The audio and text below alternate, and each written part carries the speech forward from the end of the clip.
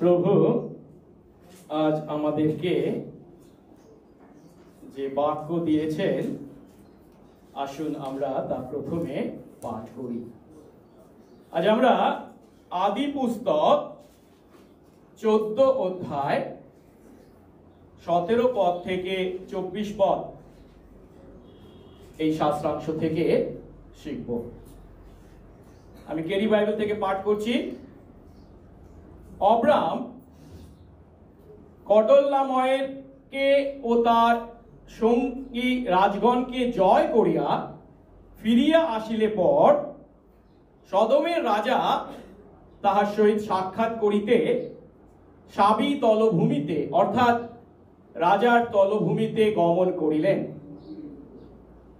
এবং সদমের রাজা মলকিসেদক রুটি ও দ্রাক্ষারস বাহির করিয়া আনিলেন। তিনি পরাৎপর ঈশ্বরের যাজক। তিনি অব্রামকে আশীর্বাদ করিলেন, বলিলেন, অব্রাম স্বর্গমর্তের অধিকারী পরাৎপর ঈশ্বরের আশীর্বাদ প্রাপ্ত হন, আর পরাৎপর ঈশ্বর ধন্য হন, যিনি তোমার বিপক্ষগণকে তোমার হস্তে সমর্পণ করিয়াছেন। তখন অব্রাম সমস্ত দ্রব্যের দশমাংশ তাহাকে দিলেন। আর সদমের রাজা অব্রামকে কহিলেন, মনুষ্য সকল আমাকে দিও, সম্পত্তি আপনার জন্য লউন। তখন অব্রাম সদমের রাজাকে উত্তর করিলেন, আমি স্বর্গমর্তের অধিকারী পরাৎপর ঈশ্বর সদাপ্রভুর উদ্দেশ্যে হস্ত উঠাইয়া কহিতেছি, আমি আপনার কিছুই লইব না, একগাছি সুতা কি পাদুকার বন্ধনীও লইব না। পাছে আপনি বলেন, আমি অব্রামকে ধনবান করিয়াছি, কেবল আমার যুবগণ যাহা খাইয়াছে তাহা লইব, এবং যে ব্যক্তিরা আমার সঙ্গে গিয়াছিলেন আনের, ইস্কল ও মমরি, তাহারা আপন আপন প্রাপ্তব্য অংশ গ্রহণ করুন। আমেন। আসুন প্রার্থনা করি। পবিত্র মঙ্গলময় স্বর্গস্থ পিতা, তোমার ধন্যবাদ, তোমার প্রশংসা ও গৌরব করি। তোমার এই অনুগ্রহে তোমার কতিপয় দাস দাসী তোমার চরণতলে আমরা মিলিত হয়েছি। আর প্রভু, আজ আমরা তোমার দাস তথা আমাদের বিশ্বাসের আদি পিতা অব্রাহামের জীবন থেকে শিক্ষা অধ্যয়ন করার সুযোগ পেয়েছি। প্রভু, তুমি আমাদেরকে আশীর্বাদ করো, তোমার বাক্যকে তোমার বাক্য জ্ঞানে তা গ্রহণ করতে, এবং তুমি যে তোমার আত্মা দ্বারা তোমার বাক্য লিপিবদ্ধ করেছো তোমার দাস মসির মাধ্যমে, আজ যখন সেই বাক্য আমরা পাঠ করছি, প্রভু তুমি তোমার আত্মা দ্বারা আমাদের হৃদয়কে আলোকিত করো, এবং সেই বাক্য আজ আমাদেরকে কি বলছে তা উপলব্ধি করতে, এবং সেই উপলব্ধি অনুসারে আমাদের জীবন যাপন করতে আশীর্বাদ করো। সঙ্গে সঙ্গে থাকো, যিশু নামে এই প্রার্থনা চাই, আমেন। আমরা বসবো।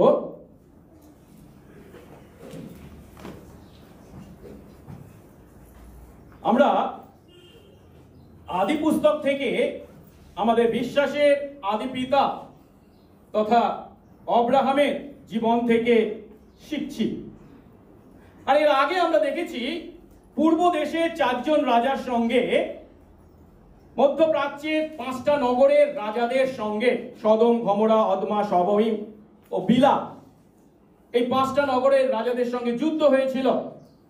সেই 4 দেশের রাজারাই আক্রমণ করেছিল এবং অধিকার করেছিল তারা এই 4টি নগর, এবং তার ফলস্বরূপ তারা সদমও অধিকার করে এবং সদমে মানুষদেরকে এবং ধন সম্পত্তি লুট করে নিয়ে যায়, যার ফলস্বরূপ লোট তাদের লুট বস্তুতে রূপান্তরিত হয়েছিলেন। এখন এই যুদ্ধের পর যারা হেরে গেছিল, পরাজিত হয়েছিল, তাদের সৈন্যদলের একজন পালিয়ে গিয়ে বেঁচেছিল, এবং তিনি লোটের বন্ধু ছিলেন। আর তাই তিনি অব্রামকে খবর দিয়েছিলেন যে আপনার ভাইপো লোট যুদ্ধবন্দী হয়ে গেছে।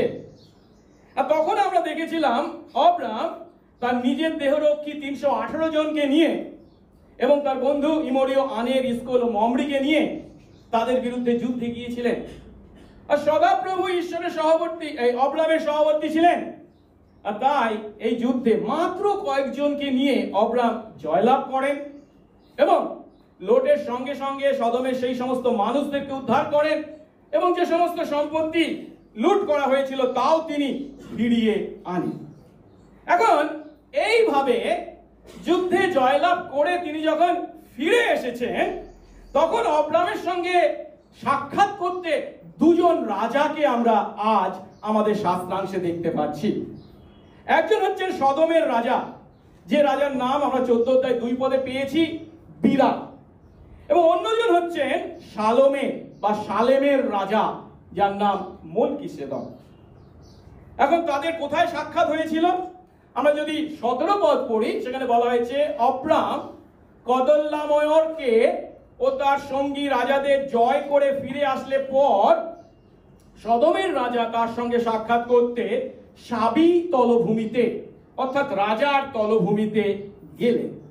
এখানে যাকে সাবি তলভূমি বলা হয়েছে বা রাজার উপত্যকা, কিংস ভ্যালি বলা হয়েছে, এই উপত্যকা ছিল সালেম নামে একটা ছোট্ট নগরের ঠিক বাইরে।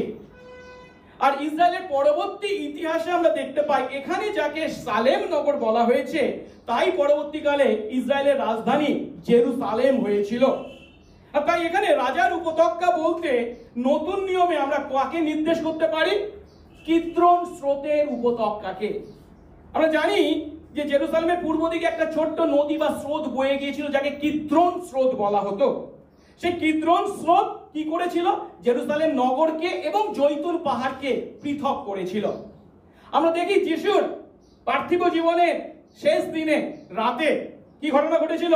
তিনি তার শিষ্যদেরকে নিয়ে এই কিদ্রন স্রোত পার হয়ে জৈতুন পাহাড়ে গিয়েছিলেন এবং সেখানে গেতসেমানি বাগানে পিতার কাছে প্রার্থনা করেছিলেন।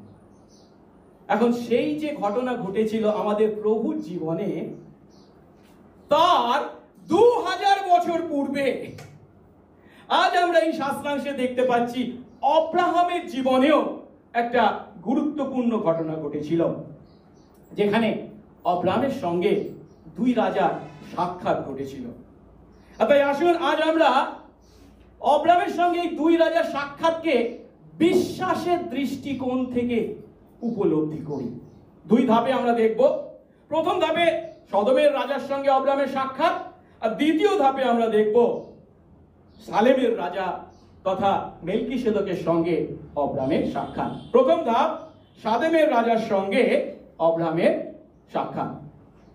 এখন সদমের রাজার কথা আমরা কি বলতে পারি? যে শাস্ত্রাংশ আমরা পাঠ করেছি তার থেকে আমরা উপলব্ধি করি যে 4 দেশের রাজা আক্রমণ করেছিল এই 5টা নগরকে, তাদের মধ্যে সদমও ছিল একটা নগর।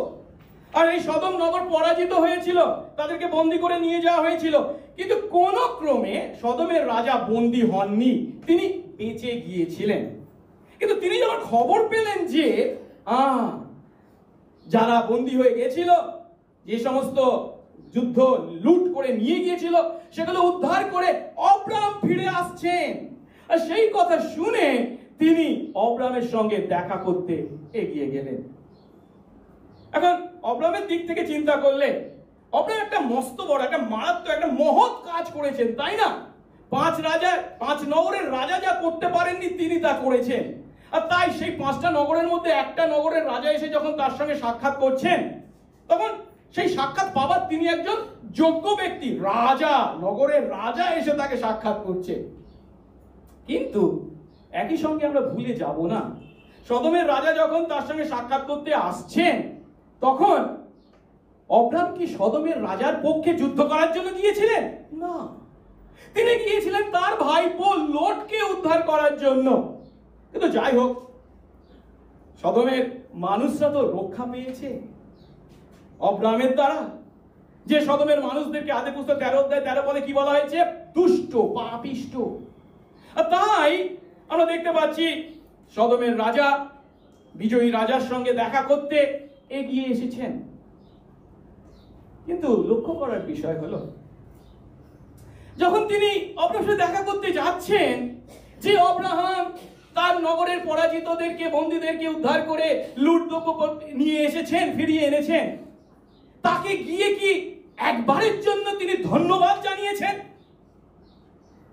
একবারের জন্য কি যে আব্রাহাম যে ঈশ্বরের আরাধনা করে, যার সাহায্যে তিনি এই যুদ্ধে জয় পেয়েছেন, তার কথা তার কথার মধ্যে উল্লেখ করেছেন? না, সদমের রাজা এসেছেন আব্রাহামের কাছে একটা ব্যবসায়িক লেনদেন, বিজনেস ডিল করার জন্য। আর সেখানে আমরা কি দেখতে পাচ্ছি? তাই 21 পদে কি বলেছেন? আর সদমের রাজা আব্রাহামকে বললেন, সমস্ত মানুষ আমাকে দিন, সম্পত্তি আপনার জন্য নিন। একবারের জন্য আব্রাহামকে ধন্যবাদ জানানো, একবারের জন্য ঈশ্বরের গৌরব করার কোন উক্তি তার কথার মধ্যে আমরা দেখতে পাচ্ছি না। কেবল একটা ব্যবসায়িক লেনদেন করার জন্য তিনি এসেছেন। আর কি বলছেন? মানুষদেরকে আমাকে দিন আর আপনি সম্পত্তি নিন। যার অর্থ সদমের যে সমস্ত মানুষদের বন্দী করে নিয়ে যাওয়া হয়েছিল তাদেরকে যেন সদমের রাজাকে ফিরিয়ে দেওয়া হয়, আর লুণ্ঠিত সম্পত্তি যেন আব্রাহাম নিতে পারেন। কিন্তু লুণ্ঠিত সম্পত্তি যখন আব্রাহামকে তিনি দিচ্ছেন বা নিতে বলছেন, তখন তার অর্থ কি? এই লুণ্ঠিত সম্পত্তি কাদের? সদমের নগরবাসীদের, মানে সদমের, যা আসলে সদমের ছিল। সদমের রাজা সেই সম্পত্তি আব্রাহামকে দিচ্ছেন, যেন তিনি তার নিজের সম্পত্তি আব্রাহামকে দান করছেন। কত মহৎ কাজ করছেন! কিন্তু যাই হোক, আব্রাহামের কাছে এই প্রস্তাব যখন তিনি তার রেখেছেন, এটা আব্রাহামের কাছে একটা বড় প্রলোভন ছিল। কারণ উপরে উপরে এই কথা অনুসারে কাজ করাটাই ছিল যুক্তিসঙ্গত। আব্রাহাম অবশ্যই এমন কথা চিন্তা করতে পারতেন, আমি এই সমস্ত সম্পত্তি পাওয়ার যোগ্য, কারণ আমি জয় করেছি, আমি লুট করে এনেছি। আর এ দেশে এটাই হচ্ছে প্রথা, যখন যুদ্ধে কেউ জয় করে সেই লুট সম্পত্তি সেই ভোগ করে। সকলে তো তাই করে, এতে কিছু ভুল নেই। তাই আমি এই সমস্ত নেব যা আমাকে দেওয়া হচ্ছে, এবং আমি আমার তাঁবুতে ফিরে যাব। কেবল তাই নয়, আব্রাহাম আরো চিন্তা করতে পারতেন কি, আচ্ছা স্বয়ং ঈশ্বর কি আমাকে বলেননি, তিনি কি আমার কাছে প্রতিজ্ঞা করেননি, এই দেশ এবং এই দেশের সবকিছু আমি তোমাকে এবং তোমার বংশধরদের দিয়েছি? ঈশ্বর তো নিজে প্রতিজ্ঞা করেছেন। তাহলে এখানে সদমের রাজা সেই প্রতিজ্ঞা পূর্ণতায় আমাকে সাহায্য করছেন তো? কেন এই সমস্ত আমাকে নিতে বলছেন? যা ঈশ্বর আমাকে দিয়েছেন এর মালিক আমি। কিন্তু সদমের রাজার এই প্রস্তাবকে আমরা যিশুর শয়তানের দ্বারা পরীক্ষার সঙ্গে তুলনা করতে পারি। এর 2000 বছর পরে শয়তান যেমন যিশুর সামনে উপস্থিত হয়েছিল এবং তাকে পরীক্ষা করবার জন্য যে কথা বলেছিল ধরা যেতে পারে, এখানে আব্রাহামের কানেও ফিসফিস করে সেই একই কথা বলেছিল, যা মতি 4 অধ্যায় 9 পদে পাই। কি? তুমি যদি ভূমিষ্ঠ হয়ে আমাকে প্রণাম করো, এর সমস্তই আমি তোমাকে দেব। আমাদেরকে উপলব্ধি করতে হবে, এর আগে যখন সেই যুদ্ধ পলাতক ব্যক্তি লোটের কাছে লোটের যুদ্ধবন্দিত্বের কথা আব্রাহামকে বলেছিল, আব্রাহাম তখন একটা প্রলোভনে প্রলুব্ধ হয়েছিল। গত সপ্তাহে আমরা শিখেছি কি, লোটের মতো অযোগ্য ব্যক্তিকে কেন আমি উদ্ধার করতে যাব? যেখানে উদ্ধার করতে যাওয়া মানে ঝুঁকি নেওয়া, বিপদে পড়া, কেন যাব? অর্থাৎ তা থেকে নিজেকে দূরে সরিয়ে রাখার প্রলোভন। আর এখানে যুদ্ধে জয় করে আসার পর আমরা দেখছি সহজে শর্টকাট পথে ধনী হবার জন্য আব্রাহামের সামনে প্রলোভন উপস্থিত হয়েছে। কিন্তু লক্ষ্য করার বিষয় হলো, আব্রাহাম উভয় ক্ষেত্রেই এই প্রলোভনের উপর জয় লাভ করেছেন।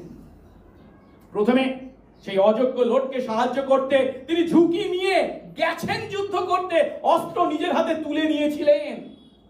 ঠিক এখানেও আমরা দেখতে পাচ্ছি কি, তিনি শর্টকাট পদ্ধতিতে ধনী হওয়ার পদ্ধতিকে বেছে নেননি।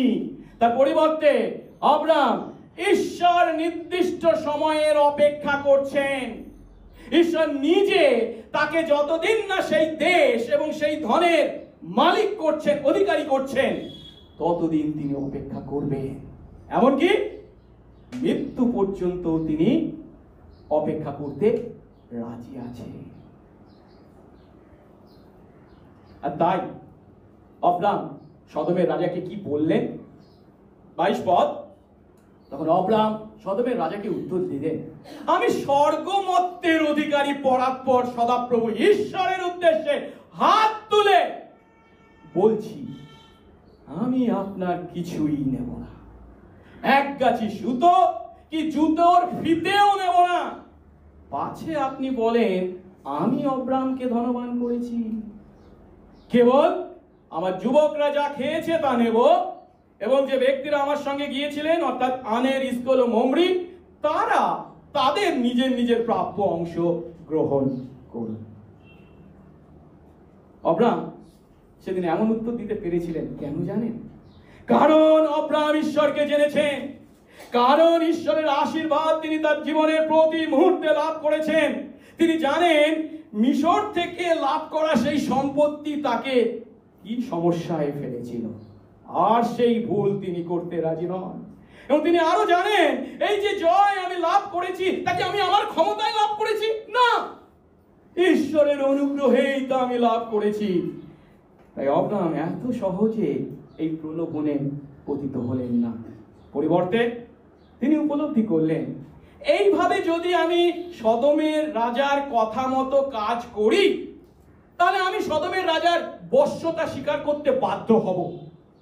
এখন যদিও আমি সদমের রাজার এই প্রস্তাবকে সরাসরি প্রত্যাখ্যান করতে পারছি, কিন্তু এই প্রস্তাবে যদি একবার রাজি হই তাহলে পরবর্তীকালে সদমের রাজা যে কোনো প্রস্তাব আমার পক্ষে প্রত্যাখ্যান করা খুবই কঠিন হয়ে দাঁড়াবে।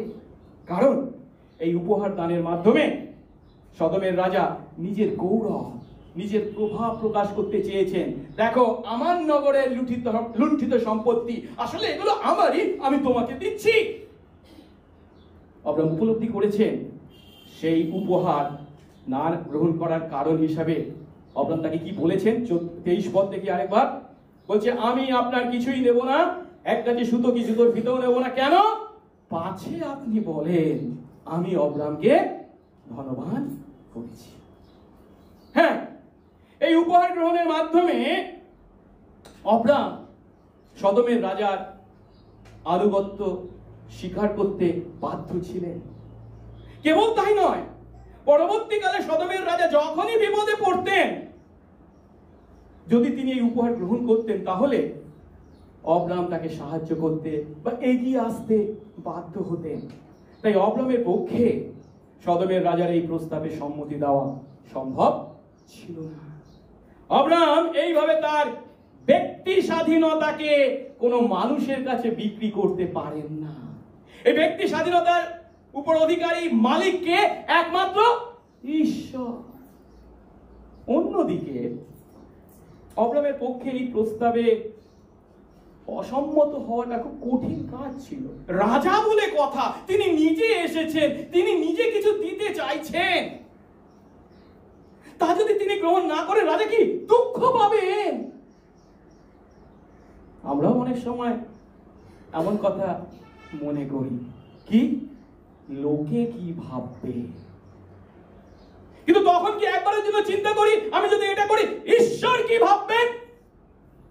ঈশ্বর যা পারে ভাবকে যান, এদেরকে অসন্তুষ্ট করতে পারি না, এই কি আমরা বিশ্বাসী? না, লোকে কি ভাববে তা নয়, ঈশ্বর কি ভাববেন এটাই ছিল অব্রামের চিন্তা। আর তাই তিনি সদমের রাজার এই প্রস্তাবকে সরাসরি খারিজ করেছেন। কি বললেন? আমি আপনার কিছুই নেব না, এক গাছি সুতো হোক কি জুতোর ফিতে হোক, কিছুই নেব না। আসলে স্বয়ং ঈশ্বর অব্রামের কাছে কি প্রতিজ্ঞা করেছেন? এর আগে আমরা 12 অধ্যায় দেখেছি 2 পদে, আমি তোমার নাম মহৎ করব। এখন ঈশ্বর যা করবেন বলেছেন, ঈশ্বর করবেন, তার জন্য ঈশ্বরে নির্ভর করা, তা না করে শর্টকাট পথ ধরে সদমের রাজার মাধ্যমে তার নাম মহৎ করবার বা ধনী হওয়ার প্রস্তাবকে অব্রাম সায় দিতে পারেন না। তা যদি করেন তাহলে কি হবে? ঈশ্বরের প্রতিজ্ঞার প্রতি অব্রাম অবিশ্বাস বা অনাস্থা প্রকাশ করবে। তাই জন ক্যালভিন এই ঘটনাকে ভিত্তি করে এমন কথা বলেছেন, অব্রাম যদি সেদিন সেই লুটদ্রব্য বর্জন না করতেন তাহলে অনেকে এমন কথা বলার সুযোগ পেত, কি লোটকে উদ্ধার করার পিছনে আসলে অব্রামের ধনী হওয়ার অছেলাই বা ধনী হওয়ার ইচ্ছাই কাজ করেছে। তাই এই ঘটনায় কথা যখন আমরা আজ পাঠ করছি, তখন একটা সামান্য সাধারণ ইতিহাসের পাতায় ঘটনা হিসাবে এটাকে দেখানো হয়, কিন্তু এই ঘটনার মাধ্যমে আমাদের বিশ্বাস অনুসারে জীবনযাপনের পক্ষে অনেক সত্য যে আমাদেরকে শিক্ষা দেওয়া হয়েছে। বিশ্বাসের দৃষ্টিকোণ থেকে আসুন আমরা তা উপলব্ধি করি। কেন? কারণ আজও সেদিন যেমন শয়তান আব্রাহামকে এই প্রস্তাবের দ্বারা প্রলুব্ধ করেছিল, আমাদেরকেও একইভাবে আজ কি জগতের পথে কাজ করতে বলে, যুক্তিসঙ্গত পথে কাজ করতে বলে, শর্টকাট পথে, লাভের পথে কাজ করে আমাদেরকে প্রলুব্ধ করা। আমরা কি তার সেই ফাঁদকে উপলব্ধি করে আব্রাহামের মতো এই সমস্ত প্রলোভন থেকে নিজেদের দূরে রাখছি? অনেক উদাহরণ দেওয়া যেতে পারে, আমি মাত্র 3টে উদাহরণের কথা বলবো। আজ যে সমস্ত প্রলোভন বিশ্বাসী আমাদেরকে শয়তান দেখিয়ে থাকে, প্রথমটি হচ্ছে যৌনতা, সেক্স, দ্বিতীয় হচ্ছে কর্মসংস্কৃতি, ওয়ার্ক কালচার, আর তৃতীয়টা হচ্ছে মণ্ডলীতে উপহার দান বা অফারিং। কি বলতে চাইছি? প্রথমটা কি? যৌনতা। শয়তান আমাদের মধ্যে কি চিন্তা দেয়? খুবই বাস্তব চিন্তা, আধুনিক চিন্তা। বিবাহের জন্য অপেক্ষা করার কি প্রয়োজন আছে?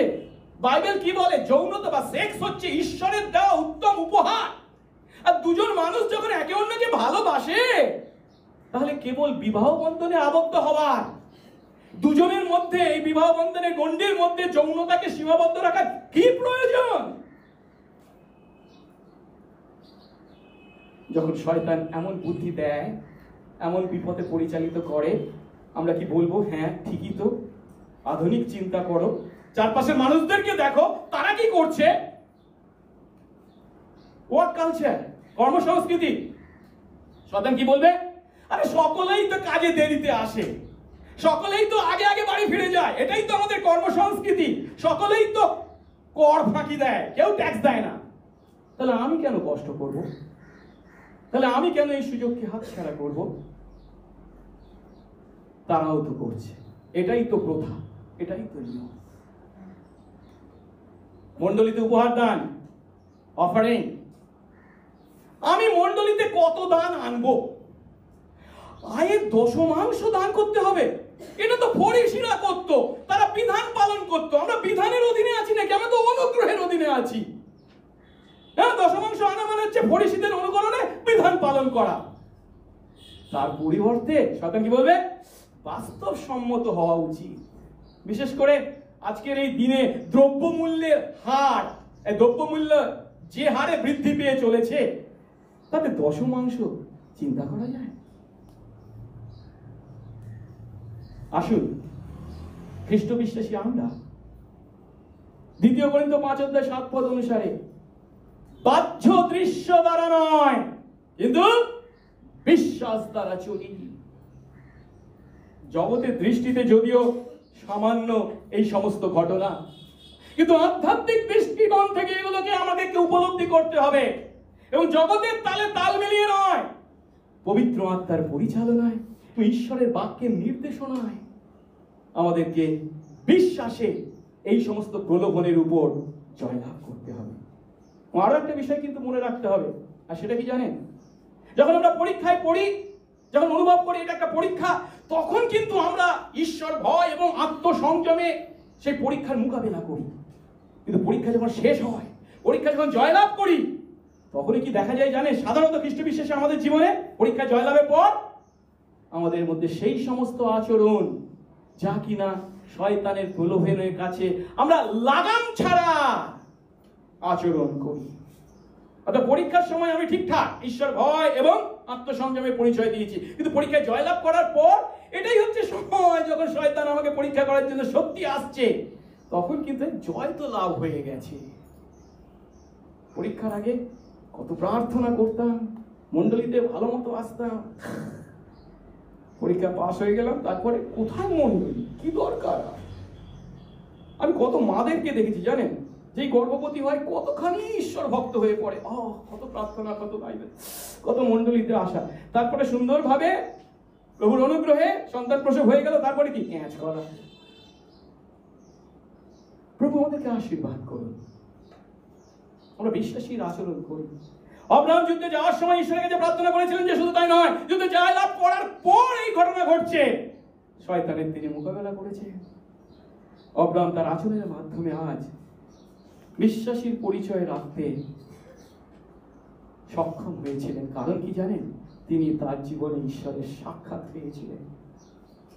শুধু ঈশ্বরের সাক্ষাৎ নয়, তিনি আরো একজনের সাক্ষাৎ পেয়েছিলেন, আর সে তিনি কে?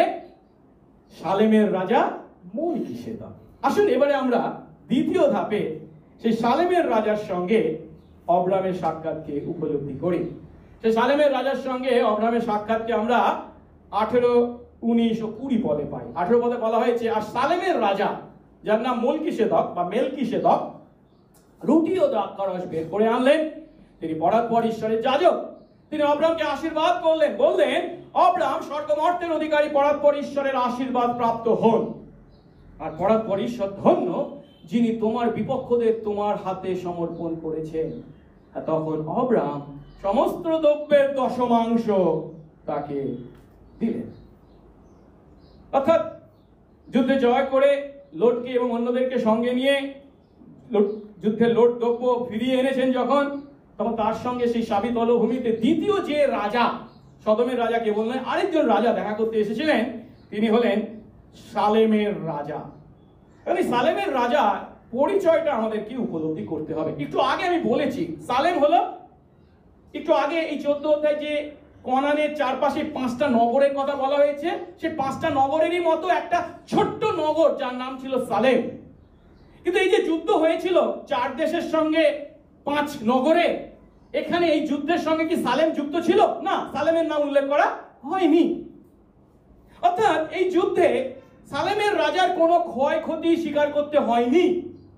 যদিও সালেমের রাজার কোনো ক্ষয়ক্ষতি স্বীকার করতে হয়নি, তবুও কিন্তু আব্রাহাম যখন জয় করে ফিরে এসেছেন, তিনি নিজের আগ্রহে, নিজের কোনো প্রয়োজন মেটানোর জন্য নয়, তিনি তার কাছ থেকে কোনো অভাব পূর্ণ হয়নি যদিও, তবু এগিয়ে এসেছেন দেখা করবার জন্য।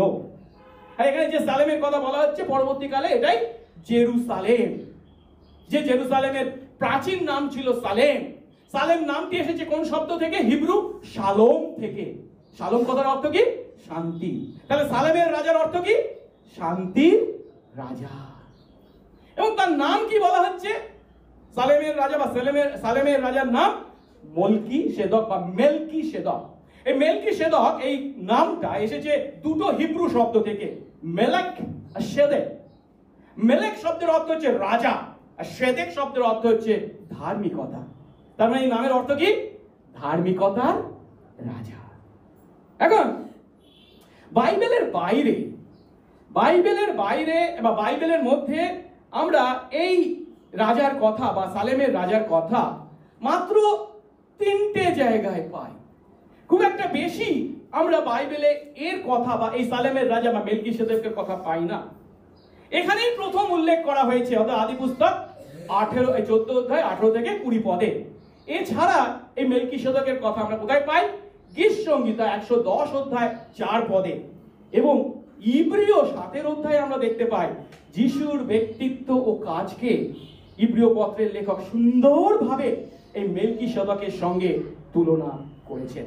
তাই আমরা এই 3টে শাস্ত্রাংশ একটা একটা করে দেখবো, কিন্তু আমাকে তাড়াতাড়ি করতে হবে, সময় বেশি নেই এবং বিষয়টা একটু কঠিনও আছে, তাই জন্য একটু জোর করে, দয়া করে একটু মনোযোগ দেবেন। একটু কঠিন আছে, সেই জন্য আমরা একটু মনোযোগ দিয়ে শুনবো। প্রথমে আমরা আদি পুস্তক এই যে 14 অধ্যায় 8 থেকে 20 সেটা উপলব্ধি করি। 18 পদে কি বলা হয়েছে? সালেমের রাজা মেলকিসেদক রুটি ও দ্রাক্ষারস বের করে আনলেন, তিনি পরাৎপর ঈশ্বরের যাজক। এখানে দুটোকে আমি হাইলাইট করেছি, একটা কি রাজা আর একটা হচ্ছে কি যাজক। মানে একই ব্যক্তিত্বে আমরা দেখতে পাচ্ছি তিনি ছিলেন রাজা, একই সঙ্গে ছিলেন পরাৎপর ঈশ্বরের যাজক। এবং সদমের রাজা যদিও আব্রাহামের সঙ্গে যখন দেখা করতে এসেছিলেন ব্যবসায়িক লেনদেন করার জন্য, কি বলেছিলেন? লোকদের আমায় দিন আর আপনি সম্পত্তি নিন। কিন্তু সালেমের রাজা এসেছেন অন্য কথা বলতে। তিনি তার মুখ থেকে যে সমস্ত কথা অব্রাহামকে বলছেন, তার মাধ্যমে তিনি যেন ঈশ্বরের কথা তাকে বলছেন। এখন ইসরায়েলে যারা ঈশ্বরের কাছ থেকে ঈশ্বরের কথা জেনে মানুষদেরকে জানাতো, তাদের কি বলা হতো? কি বলা হতো? ভাববাদী।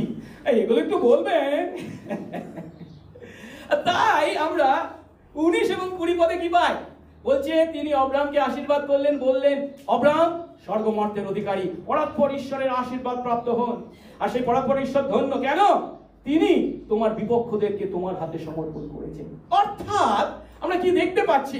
এই মেলকিসেদক একটাই ব্যক্তিত্ব, কিন্তু একই ব্যক্তিত্বে একাধারে রাজা, যাজক এবং ভাববাদীর তিনি পদাধিকারী ছিলেন। এখন অব্রাহাম যদিও মেলকিসেদেককে কোনোভাবে কোনো উপকার করেনি, কেন আমি বলছি? যে যুদ্ধটা হয়েছিল তার সঙ্গে কি সালেম যুক্ত হয়েছিল? না। তার কোনো ক্ষয়ক্ষতি হয়েছিল? না। অব্রাহাম যদিও তার কোনো উপকার করেননি, তবুও তিনি অব্রাহামের সঙ্গে দেখা করতে এসেছেন, এবং খালি হাতে নয়। তিনি কি নিয়ে এসেছেন হাতে করে? রুটি এবং দ্রাক্ষারস। এবং এই রুটি এবং দ্রাক্ষারস আমরা হয়তো মনে করতে পারি কি এমন খাবার। না, তখনকার দিনে ইসরায়েলের রাজাদের বা পরবর্তীকালে ইসরায়েলের রাজাদের রাজকীয় আহারের অঙ্গ ছিল রুটি এবং দ্রাক্ষারস। আমি কেন বলছি? প্রথম শমুয়েল 16:20 পদে দাউদকে শৌলের কাছে তার পিতা যিশয় পাঠাচ্ছেন। কি বলা হয়েছে? তখন যিশয় একটা গর্তবে কি রুটি ও 1 কুপা দ্রাক্ষারস চাপিয়ে একটি ছাগবৎস নিয়ে তার পুত্র দাউদের হাতে দিয়ে কার কাছে পাঠাচ্ছেন? রাজা শৌলের কাছে। অর্থাৎ রুটি এবং দ্রাক্ষারস হচ্ছে রাজকীয় আহারের অঙ্গ। আর এই রাজা অব্রাহামের কাছে এসেছে, যে অব্রাহামের কাছ থেকে তিনি কোনো উপকার পাননি, তাকে রাজকীয় আহারে, তাকে এবং তার লোকদেরকে আতিথ্য করতে। আর এর থেকে আমরা যে সত্য উপলব্ধি করি তা হলো ঈশ্বর অব্রাহামের প্রতি যে প্রতিজ্ঞা করেছেন, আদিপুস্তক 12 অধ্যায়, তিনি একটা একটা করে পূর্ণ করছেন। এখানে মেলকিসেদকের মাধ্যমেও এই আহার এবং পানীয় দানের মাধ্যমে এক অর্থে তিনি তা পূর্ণ করেছেন। অন্যদিকে এইভাবে রুটি এবং দ্রাক্ষারস নিয়ে, ঈশ্বরের আশীর্বাদ নিয়ে, ঈশ্বরই তার মাধ্যমে এই কাজ করেছেন, ঈশ্বরের আশীর্বাদ তুমি হও প্রাপ্ত, এই কথা যখন বলেছেন, তখন আমরা অব্রাহামের প্রতিক্রিয়া কি দেখতে পাচ্ছি? সদমের রাজার প্রতিক্রিয়া, প্রস্তাব যখন রেখেছিল তখন তিনি কি বলেছিলেন? খারিজ করে দিয়েছেন, এক কথায় কিচ্ছু নেব না। কিন্তু যখন সালেমের রাজা মেলকিসেদক এসেছেন এবং তাকে আশীর্বাদ করেছেন, তিনি সেই আশীর্বাদ গ্রহণ করেছে। তাই 20 পদে বলা হচ্ছে কি? অব্রাহাম সমস্ত দ্রব্যের দশমাংশ তাকে দিলেন। সদমের রাজার কাছ থেকে যখন তিনি কিছুই নেননি, তখন মেলকিসেদকের আশীর্বাদ গ্রহণ করে তিনি তাকে তার সমস্ত দশমাংশ দিচ্ছেন। এতদূর পর্যন্ত আমরা আদি পুস্তক দেখলাম। এবারে আমরা দেখি গীতসংহিতা 110-এর গীত, যেখানে এই মেলকিসেদকের দ্বিতীয় উল্লেখ আমরা পাই। এই 110-এর গীতটা হচ্ছে পুরাতন নিয়মে এমন একটা গীত যেটা নতুন নিয়মে সব থেকে বেশি উদ্ধৃত করা হয়েছে। আর এই 110-এর গীতকে বলে মেসিয়ানিক সাম। তার মানে কি? মসীয় সম্বন্ধে, মানে আগত একজন রাজা আসতে চলেছেন তার বিষয়ে ভাববাণী একটি গীত। সেখানে 4 পদে কি বলা হয়েছে? বলছে, সদাপ্রভু শপথ করলেন কি? তিনি অনুশোচনা করবেন না, এবং তুমি যে রাজার কথা বলছেন, যে রাজা আগামী দিনে আসতে চলেছেন, সেই মসীহ অনন্তকালীন যাজক মেলকিসেদকের রীতি অনুসারে। অর্থাৎ এই গীতে যে রাজার কথা বলা হয়েছে, সেই রাজা কি হবেন? যাজক হবেন। কিন্তু লেবীয় যাজকত্ব অনুসারে নয়। লেবীয় যাজকত্ব মানে বুঝেছি, ইসরায়েলের বা যাকবের 12 ছেলে ছিল, তার মধ্যে তৃতীয় ছেলে কে ছিল? লেবী। তার গোষ্ঠীর মধ্যে হারনের যারা বংশধর, তারা কেবল যাজক হতো। এটা সেই গোষ্ঠীর মধ্যে বা সেই পরিবারের মধ্যে, হারনের বংশধরদের মধ্যে সীমাবদ্ধ ছিল। কিন্তু হারনের সেই যাজকত্ব অনুসারে ইনি যে যাজক হবেন তা নন। কিন্তু কি অনুসারে বলা হয়েছে? মেলকিসেদকের রীতি অনুসারে। পুরাতন নিয়মের একজন বিশ্বাসী যখন এই শাস্ত্রাংশ পাঠ করতেন তখন কি উপলব্ধি করতেন? ও, এই অংশে বলা হয়েছে একদিন আসতে চলেছে যখন লেবীয় যাজকত্ব হ্রাস পাবে, কমে যাবে, শেষ হয়ে যাবে, অবসান ঘটবে। কিন্তু তখন মেলকিসেদকের রীতি অনুসারে যাজকত্ব বৃদ্ধি পাবে বা আত্মপ্রকাশ করবে। এখন এই আদি পুস্তক 14 অধ্যায়ে আমরা যে প্রথম মেলকিসেদককে দেখেছি বা মেলকিসেদকের প্রথম উল্লেখ পেয়েছি, সেখানে তাকে কি বলা হয়েছে? সালেমের রাজা এবং পরাৎপর ঈশ্বরের যাজক। অর্থাৎ কি রাজা এবং যাজক, যাজকীয় রাজা, রাজকীয় যাজক। ঠিক একইভাবে আগামী দিনে এই পদ অনুসারে যে রাজা আসতে চলেছেন তিনিও কি হবেন? একাধারে রাজা এবং যাজক। যেহেতু তিনি রাজা, তাই তার রাজত্বকেও এখানে বর্ণনা করা হয়েছে। এই 110-এর গীতে এক পদে বলা হচ্ছে কি, সদাপ্রভু আমার প্রভুকে বলেন তুমি আমার দক্ষিণে বসো। মসীয় সম্বন্ধে বলছে, সেই রাজার সম্বন্ধে বলছে যাবৎ আমি তোমার শত্রুদের তোমার পাদপীঠ না করি। মানে যে যাজক রাজা আসতে চলেছেন সেই রাজার কর্তৃত্ব হবে চরম, অ্যাবসলিউট কর্তৃত্ব, চরম কর্তৃত্ব। শুধু তাই নয়, 4 পদ অনুসারে সেই রাজা কতকালীন রাজা হবে? অনন্তকালীন যাজক। মানে কি? অনন্তকালীন রাজাও বটে, যেহেতু তিনি একাধারে রাজা এবং যাজক। আর তাই এখানে আমরা দেখতে পাচ্ছি যে ঈশ্বর আদি পুস্তকের 14 অধ্যায় 18 থেকে 20 পদে যে বর্ণনা করেছেন মেলকিসেদকের, এবং গীতসংহিতা 110 অধ্যায় 1 থেকে 4 পদের ভাববাণীতে যে মেলকিসেদকের কথা বলেছেন তা কি ঘটেছে? রাজাদের রাজা বা মেলকিসেদিক রীতি অনুসারে মহান মহাযাজক যীশু খ্রিস্টেতে পূর্ণ হয়েছে। আর এই যীশু খ্রিস্ট তিনি যে কেবল দাউদ সন্তান ছিলেন তা নয়, একাধারে তিনি দাউদের প্রভুও বটে, যেহেতু তিনি মসীহ। আবার প্রকাশিত বাক্য 11 অধ্যায় 15 পদ অনুসারে তিনি রাজা। কেমন? অনন্তকালীন রাজা। আর ইব্রিয় 7 অধ্যায় 17 পদে তাকে বলা হচ্ছে কি, তিনি অনন্তকালীন যাজকও বটে, সেই মেলকিসেদীয় রীতি অনুসারে। এর অর্থ কি? এর অর্থ আমি বোঝবার চেষ্টা করি। 110-এর গীত অনুসারে বলা হচ্ছে কি, লেবীয় যাজকত্ব যা অবসান ঘটবে, শেষ হয়ে যাবে, কিন্তু মেলকিসেদীয় রীতি অনুসারে সেই যাজকত্ব কি বৃদ্ধি পাবে এবং আত্মপ্রকাশ করবে। এই কারণে ইসরায়েলে যে যাজকত্ব বা যাজক পদ কেবল লেবী গোষ্ঠীর হারনের বংশধরের মধ্যে সীমাবদ্ধ ছিল, যীশু খ্রিস্টের প্রথম আগমনের মাধ্যমে কি ঘটেছে? সেই যাজকত্ব, লেবীয় যাজকত্ব সমাপ্তি ঘটেছে, অবসান ঘটেছে। কিন্তু এখন যাজক পদ কারা লাভ করেছে? ঈশ্বরের সমস্ত প্রজা। এই সমস্ত প্রজার জন্য সেই যাজকত্বের পদ কেবল হারনের বংশধরদের জন্য নয়, ঈশ্বরের সমস্ত প্রজার কাছে তা খুলে দেওয়া হয়েছে।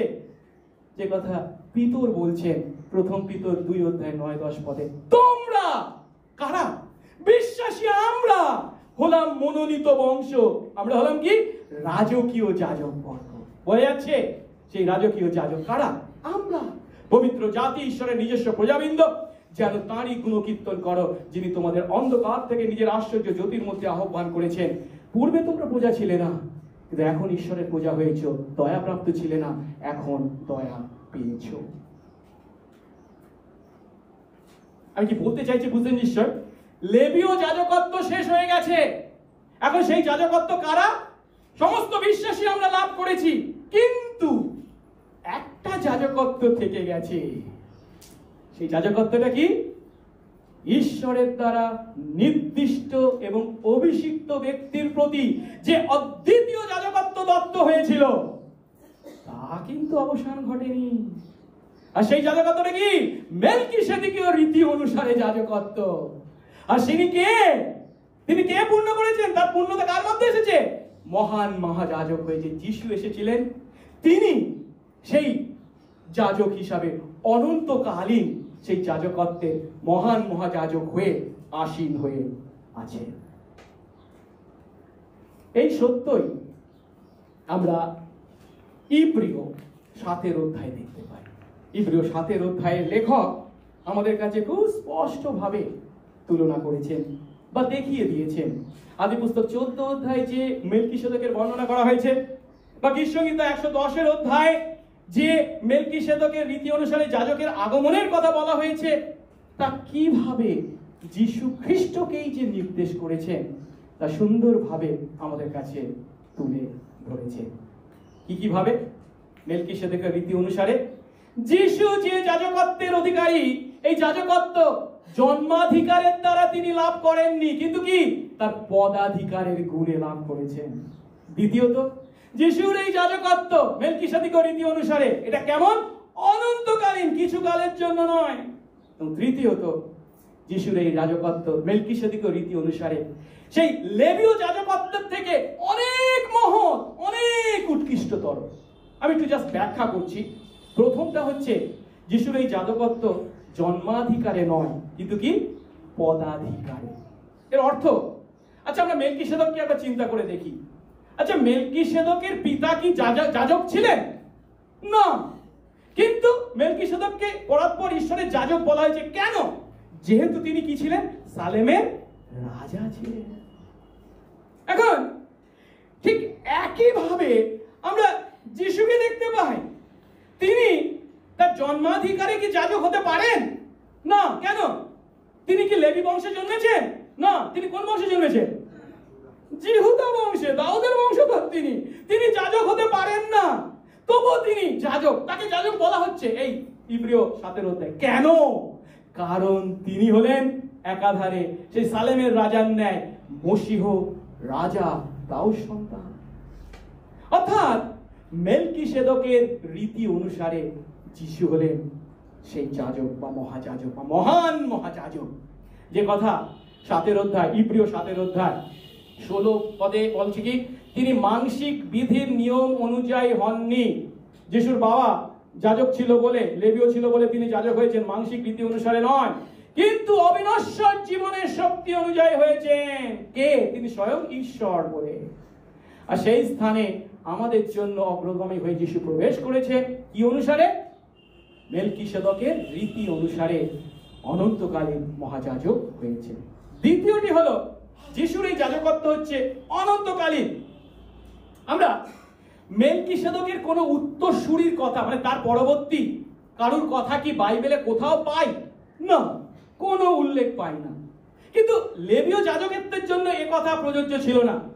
লেবীয় হারন যখন মারা যায়, তার ছেলেকে ইলিয়াসা, তার ছেলে মারা যায়, তখন আরেক ছেলে, এইভাবে কি হয়েছে? একের পর এক যাজক হয়েছে। এবং যাজক হওয়ার জন্য সঠিক পদ্ধতি মেনে সঠিক ব্যক্তিকে যাজক বা মহাযাজক করা হতো। শুধু তাই নয়, এই যাজকরা কি অন্য মানুষদের মতো মারাও যেত। আর তাই কিসের প্রয়োজন ছিল?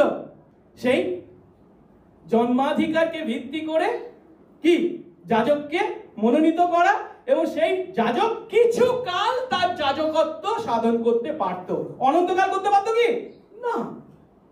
কিন্তু মেলকিসেদকের যেমন কোনো উত্তরসূরিকে আমরা দেখতে পাই না, যিশুরও কোনো উত্তরসূরির প্রয়োজন ছিল না। কেন? লেবীয় যাজকরা কি করত? সেই বলি উৎসর্গ করত, এবং একবার করলেই কি শেষ হয়ে যেত? আর করতে হতো না। না, প্রতি বছর তাদেরকে করতে হতো। প্রতি বছর সেই নির্দিষ্ট দিনে, সেই মহাপ্রায়শ্চিত্তের দিনে তাদেরকে সেই মহাপবিত্র স্থানে প্রবেশ করতে হতো, নিজের জন্য এবং লোকদের জন্য বলি উৎসর্গ করতে হতো। অর্থাৎ সেই বলি যাতে ক্রমশ উৎসর্গ করা যায়, সেই জন্য কি ক্রমশ যাজকদের উপস্থিতির প্রয়োজন ছিল। কিন্তু যিশুর ক্ষেত্রে তিনি চিরকালের জন্য একবারে সেই বলি নিজেকে উৎসর্গ করেছেন। আর তাই তারপরে আর কোনো বলির প্রয়োজন নেই। আর তাই তারপরে আর অন্য কোনো যাজকের প্রয়োজন নেই, তার কোনো উত্তরসূরির প্রয়োজন নেই। শুধু তাই নয়, তিনি মৃত্যুকে জয় করে কি হয়েছে? পুনরুত্থিত হয়েছেন। আর আজ তিনি যাজকরা যে কাজ করত, কি কাজ করত? ঈশ্বর এবং মানুষদের মধ্যে মধ্যস্থতাকারীর কাজ। আর যিশু স্বর্গে থেকেও সেই একই অনন্তকালের জন্য মধ্যস্থতাকারীর কাজ করে চলেছেন, কারণ তিনি মৃত্যুকে জয় করে কি হয়েছেন? পুনরুত্থিত হয়েছেন। তার সেই মধ্যস্থতা কাজ হচ্ছে চিরস্থায়ী। তাই তার এই মহাযাজকত্ব হচ্ছে কি অনন্তকালীন।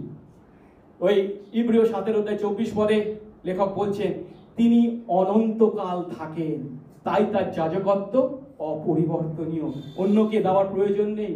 এই জন্য যারা তার মাধ্যমে ঈশ্বরের কাছে উপস্থিত হয়, তিনি তাদের সম্পূর্ণরূপে পরিত্রাণ করতে পারেন, কারণ তাদের জন্য অনুরোধ করতে তিনি সর্বদা জীবিত আছেন, যেহেতু তিনি মৃত্যুকে জয় করে কি হয়েছে, পুনরুত্থিত হয়েছে। এবং তৃতীয় বিষয়, যিশুর এই যাজকত্ব হলো লেবীয় যাজকত্ব থেকে অনেক উন্নত, অনেক মহত্তর, অনেক উৎকৃষ্ট। কেন? কারণ এই আদি পুস্তক 14তে আমরা কি দেখতে পাচ্ছি, অব্রাহাম মেলকিসেদকের কাছ থেকে আশীর্বাদ গ্রহণ করেছেন। লক্ষ্য করার বিষয় হলো আদি পুস্তক 12 অধ্যায় 3 পদে কি বলেছে, তুমি আশীর্বাদের আকর হবে, মানে অব্রাহাম অন্যদেরকে আশীর্বাদ করবে। কিন্তু এখানে কি ঘটনা ঘটেছে, তার বিপরীত। মেলকিসেদক অব্রাহামকে আশীর্বাদ করেছেন। কেবল তাই নয়, মেলকিসেদক যখন অব্রাহামকে আশীর্বাদ করেছেন, অব্রাহাম সেই আশীর্বাদ গ্রহণও করেছেন, আর তাই তাকে দশমাংশ দিয়েছেন। এর থেকে আমরা কি দেখতে পাচ্ছি, অব্রাহাম যদিও নিজে একজন যাজক ছিলেন, কেন আমি বলছি, অব্রাহামকে আমরা দেখেছি তিনি যেখানেই যেতেন সেখানে কি করতেন, ঈশ্বরের উদ্দেশ্যে বেদি নির্মাণ করতেন। তারপর কি করতেন, সেই বেদিতে ঈশ্বরের উদ্দেশ্যে বলি উৎসর্গ করতেন, মানে যাজকীয় কাজ করতেন। তিনি নিজে যাজক ছিলেন, কিন্তু নিজে যাজক হওয়া সত্ত্বেও এখানে তিনি অন্য একজন যাজককে স্বীকার করেছেন, মেনে নিয়েছেন, যিনি তার থেকে মহত্তর, তাই তার কাছ থেকে তিনি আশীর্বাদ গ্রহণ করেছেন। এর থেকে আমরা কি দেখতে পাচ্ছি, যে লেবীয় যাজকত্বের কথা বলছি এখনো আসেনি। অব্রাহামের ছেলে ইসাক জন্মগ্রহণ করবে, ইসাকের ছেলে যাকব আসবে, তারপরে যাকবের ছেলে লেবী। তার মানে অব্রাহাম যখন মেলকিসেদকের আশীর্বাদ গ্রহণ করছেন, তাকে দশমাংশ দিচ্ছেন, তার মানে অব্রাহাম তার যাজকত্ব থেকে মেলকিসেদকের যাজকত্ব যে মহান তা স্বীকার করছেন।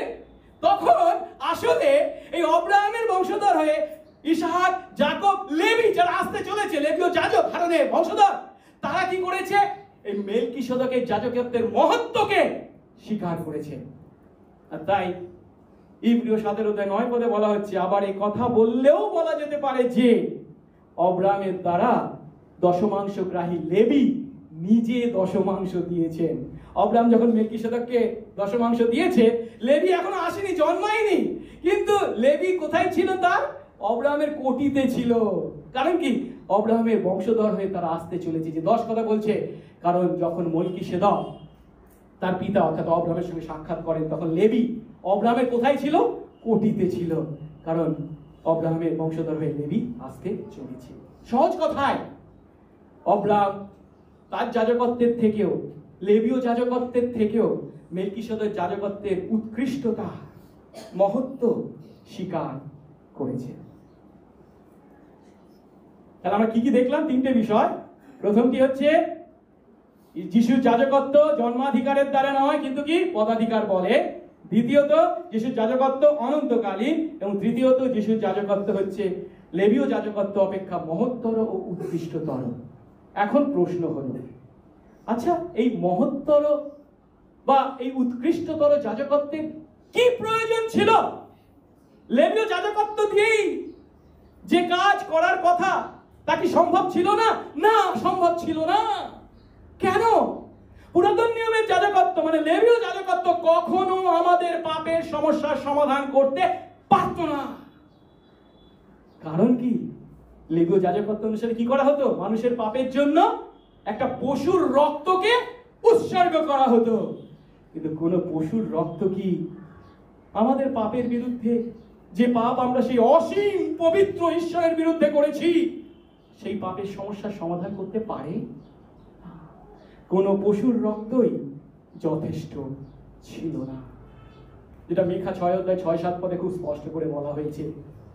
কিন্তু যিশু ক্রুশের উপর যে অনন্ত রক্ত ঝরিয়েছেন, তা আমাদের সমস্ত পাপের প্রায়শ্চিত্তকারী, আমাদের সমস্ত পাপের ক্ষমা করতে সক্ষম।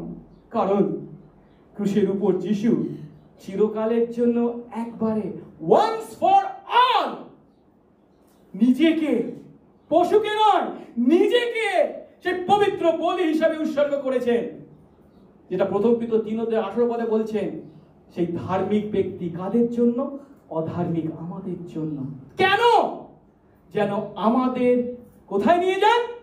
ঈশ্বরের কাছে নিয়ে যান।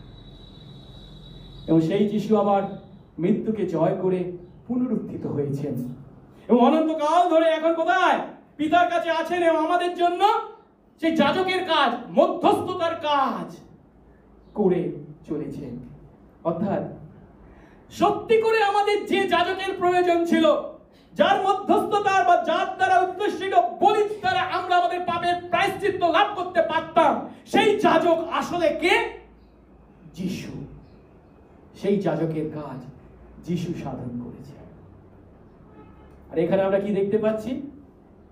অব্রাহাম তার জীবনে এই সত্য উপলব্ধি করেছিলেন যে তার থেকে মহত্তর ব্যক্তির মাধ্যমে কেবল পবিত্র ঈশ্বরের কাছে উপস্থিত হওয়া সম্ভব। অব্রাহাম নিজে যাজক হিসাবে বলি দিয়েছেন, বেদি করেছেন, ঠিক কথা। তবু ঈশ্বরের কাছে যদি যেতে হয়, তার থেকেও মহত্তর যাজক সেই মেলকিসেদককে যখন তিনি স্বীকার করেছেন, তখন তার মাধ্যমে সেই মেলকিসেদক আসলে যার বা যাকে নির্দেশ করেছেন, সেই যীশু খ্রিস্টকে অব্রাহাম স্বীকার করেছেন, যিনি মহান মহাযাজক হয়ে আসতে চলেছেন, যিনি চিরকালের জন্য একবারে নিখুঁত প্রায়শ্চিত্ত বলি হিসাবে নিজেকে উৎসর্গ করতে চলেছেন। অব্রাহাম উপলব্ধি করেছিলেন তিনি তার নিজের কোন সৎ কাজের দ্বারা, তার কোন মহৎ কাজের দ্বারা, সেই লোটকে উদ্ধার করার দ্বারা, সদমের লোকদেরকে উদ্ধার করার দ্বারা এমন সৎ কাজ করতে পারেন না যা তার পাপের প্রায়শ্চিত্ত করতে পারে। পরিবর্তে সেই আগত মহান মহাযাজক যিনি প্রায়শ্চিত্ত কাজ করতে চলেছেন, মেলকিসেদককে স্বীকার করার মাধ্যমে তিনি তাকে স্বীকার করেছেন। তাই তার কাছে তিনি সেই স্বীকারোক্তি চিহ্ন স্বরূপ দশমাংশ নিয়ে এসেছেন। একদিকে যখন সদমের রাজার দ্বারা সহজে ধনী হবার প্রস্তাবকে তিনি বর্জন করেছেন, তখন মেলকিসেদকের আশীর্বাদ তিনি মাথা পেতে গ্রহণ করেছেন। কেন? ঈশ্বরের কাছে উপস্থিত হওয়া সেটাই ছিল একমাত্র পথ। আজ অব্রাহামের ন্যায় আমাদেরও সেই যিশুকে প্রয়োজন। যখন আমরা পাপ করি, যখন আমরা ব্যর্থ হই, তখন যে কেবল প্রয়োজন তা নয়, যখন আমরা বিজয়ী হই, যখন আমরা মহাপরীক্ষায় জয়লাভ করি, তখনও আমাদের জীবনে কার প্রয়োজন? এই যিশুর প্রয়োজন। অব্রাহাম কখন স্বীকার করছে? যখন তিনি বিশ্বাসের যুদ্ধ করেছেন, জয় করে ফিরে এসেছেন, তখন তিনি মেলকিসেদককে স্বীকার করেছেন। আমাদের জীবনেও একইভাবে যখন আমরা ঈশ্বর বা মানুষের বিরুদ্ধে পাপ করি, তখনও যেমন যিশুকে প্রয়োজন, ঠিক একইভাবে আমরা যখন কোনো মহত্তম পরীক্ষায় জয়লাভ করি, নিজেদেরকে ধার্মিক বলে মনে করি, তখনও আমাদের যিশুকে প্রয়োজন। কেন জানেন? যিশু যখন ক্রুশের উপর মরেছেন, প্রায়শ্চিত্ত বলি হিসাবে নিজেকে উৎসর্গ করেছেন, তখন তিনি কেবল আমাদের পাপের জন্য মরেননি, আমাদের ধার্মিকতার জন্য। যে ধার্মিকতার আমাদের প্রয়োজন, যে ধার্মিকতা ছাড়া আমরা ঈশ্বরের সামনে উপস্থিত হতে পারি না। তাই ঈশ্বরের সামনে উপস্থিত হওয়ার জন্য কেবল সেই যিশুর ধার্মিকতা পরিধান করে আমরা উপস্থিত হই। আসুন উপলব্ধি করি আমাদের সর্বোত্তম সৎ কাজ, যে ধার্মিকতা অর্জন করতে পারিনি, যে স্বর্গ অর্জন করতে পারিনি, যিশু তা আমাদের পরিবর্তে নিজে অর্জন করেছে। আমরা কি তার প্রতি কৃতজ্ঞ হব না? আসুন জীবনের প্রতিটি মুহূর্তে তার প্রতি কৃতজ্ঞতা, তার বাক্য আত্মার দ্বারা পরিচালিত জীবন তার গৌরবার্থে যাপন করি। প্রার্থনা করি। পবিত্র মঙ্গলময় স্বর্গস্থ পিতা, তোমার ধন্যবাদ করি প্রভু। আজ আমরা তোমার বাক্যের মাধ্যমে উপলব্ধি করলাম, যুদ্ধজয়ী অব্রাহাম যখন ফিরে এসেছে, তখন সদমের রাজার দ্বারা যখন তিনি প্রলুব্ধ হয়েছেন, তখন সালেমের রাজার দ্বারা তিনি আশীর্বাদ যুক্ত হয়েছে। প্রলোভনের উপর তিনি যেমন জয় লাভ করেছেন, তোমার শক্তিতে, তোমাতে বিশ্বাসে একইভাবে তিনি উপলব্ধি করেছিলেন মহত্তম, উৎকৃষ্টতম সেই যাজকের আশীর্বাদ তার প্রয়োজন ছিল। মলকিসেদককে স্বীকার করে তিনি আসলে যীশু খ্রিস্টকেই স্বীকার করেছেন, যিনি আমাদের সকলের তথা তার সন্তান আমাদের পাপের জন্য নিজেকে প্রায়শ্চিত্ত বলি হিসাবে উৎসর্গ করে যাজকত্বের দায়িত্ব পূর্ণ মাত্রায় সম্পন্ন করেছেন। অনন্তকালীন রাজা হয়ে, অনন্তকালীন যাজক হয়ে আজও তিনি মধ্যস্থতার কাজ করে চলেছেন। দয়া করো প্রভু, সেই যিশুকে যে আমাদের জীবনে একান্ত প্রয়োজন।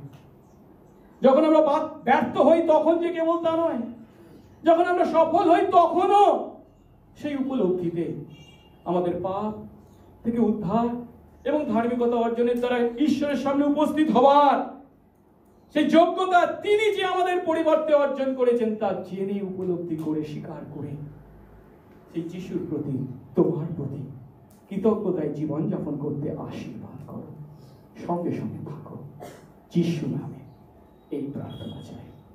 আমেন।